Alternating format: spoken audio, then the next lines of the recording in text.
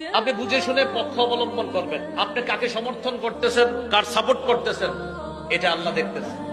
আপনি যদি জেনে শুনে অন্যায়ের পক্ষপাতিত্ব করেন শুধু এই কারণে যে আপনার দাদা করছে আর আপনার বাপ করছে, এই কারণে আপনিও করতেছেন, কিয়ামতের মাঠে আল্লাহর সামনে দাঁড়ানোর জন্য তৈরি থাকবেন। অন্যায়ের পক্ষপাতিত্ব করা কেন? আপনি কার হাতে নেতৃত্ব দেবেন, কার নেতৃত্ব মানবেন, এটা আপনার মন করা বলে চলবে না যে আমার ভোট আমি দেব, যাকে খুশি তাকে দেব। বক্তব্য শুনতে গেলেও সুন্দর মনে হলেও কথাটি সুন্দর নয়। আমার ভোট আমি দেব, দিনদার, ইমানদার, ইনসাফগার ব্যক্তিকে দেখে দেব। ঠিক কিনা বলেন?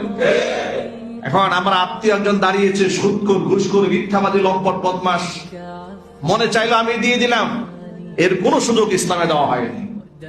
আমার ভোটে নির্বাচিত প্রার্থী, তিনি মেম্বার, চেয়ারম্যান, এমপি প্রমুখ যেই হন না কেন, যদি কোনো দুর্নীতি অপকর্ম করেন তাহলে তার এই গুনাহ কি আমার আমল নামায় কোনো প্রভাব ফেলবে? আমি কি গুনাহগার হব?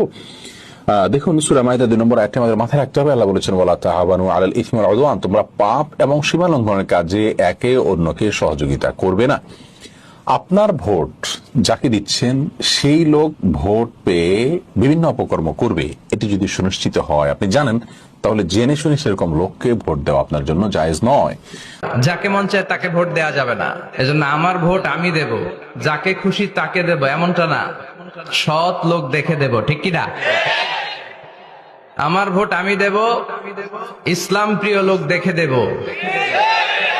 যারা ইসলামের পক্ষে থাকে, যারা জনগণের বন্ধু, যারা দেশের টাকা বিদেশে পাচার করে না, যারা এক কলমের খোঁচা মেরে কোটি টাকা উধাও করে দেয় না,